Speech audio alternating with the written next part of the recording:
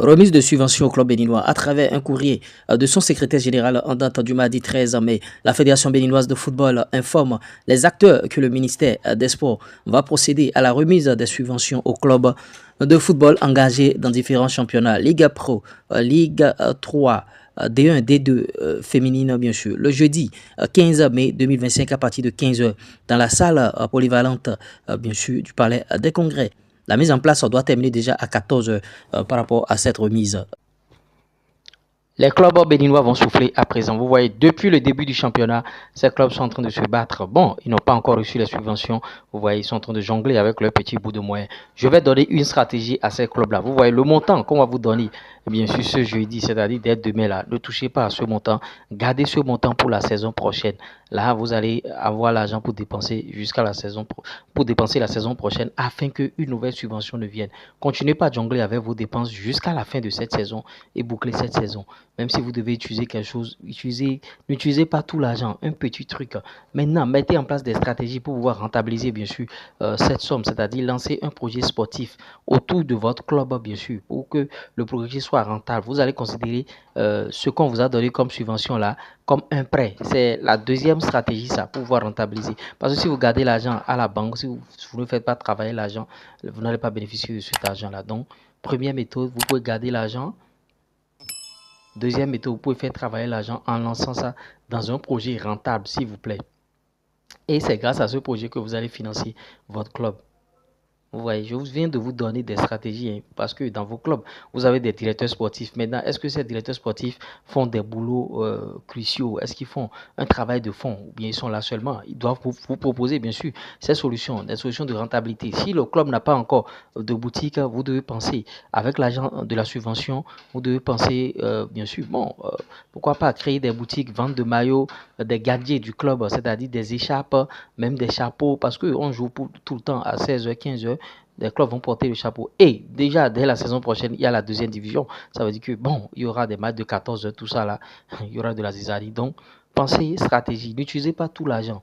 Vous voyez, n'utilisez pas tout l'argent maintenant ou bien n'utilisez pas tout l'argent pour finir la saison. Non, faites travailler l'argent ou bien vous prenez cette somme-là pour démarrer la saison prochaine. Ce sont des conseils, ce sont des tips que je vous donne.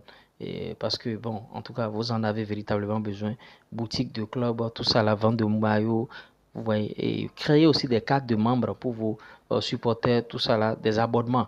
Les supporters doivent prendre des abonnements annuels. C'est-à-dire le mec, il achète ses tickets de manière annuelle. Même s'il ne vient pas au stade, il a déjà acheté.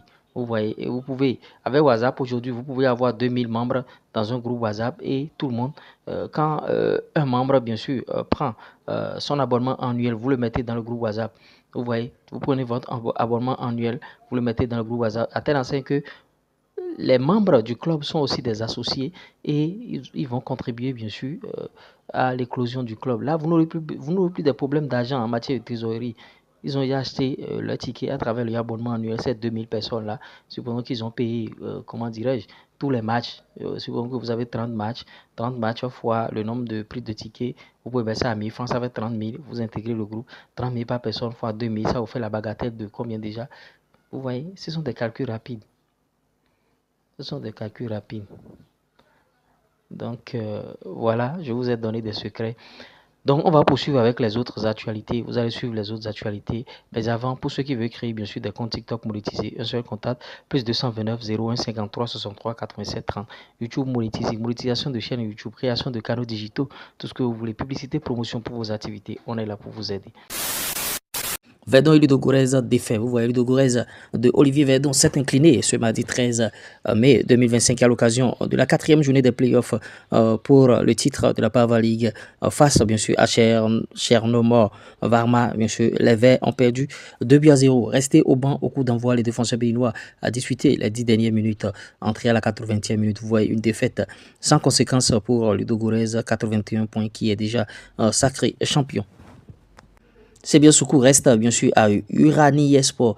Le club de D2 Tuk a annoncé le mardi 13 mai 2025 la prolongation du bail de Sebian Soukou. L'international béninois a signé un contrat d'un an plus un an en option, a précisé bien sûr Urani Sport pour sa première saison avec les Rouges. Le milieu béninois a disputé 34 matchs, un match bien sûr en coupe, dont 32 titularisations en championnat pour 7 buts et 5 passes décisives. Al-Masri et Samadou Atidjikou obtiennent le nul. Al-Masri de Samadou Atidjikou et bien sûr Farco FC se sont neutralisés ce mardi en marge de la 23e journée de la première division égyptienne en play-off du titre. Score à l'arrivée, un but partout. Titulaire au coup d'envoi, le milieu béninois a bien sûr cédé sa place à la 65e minute. Al-Masri compte 36 points et occupe la 5e place.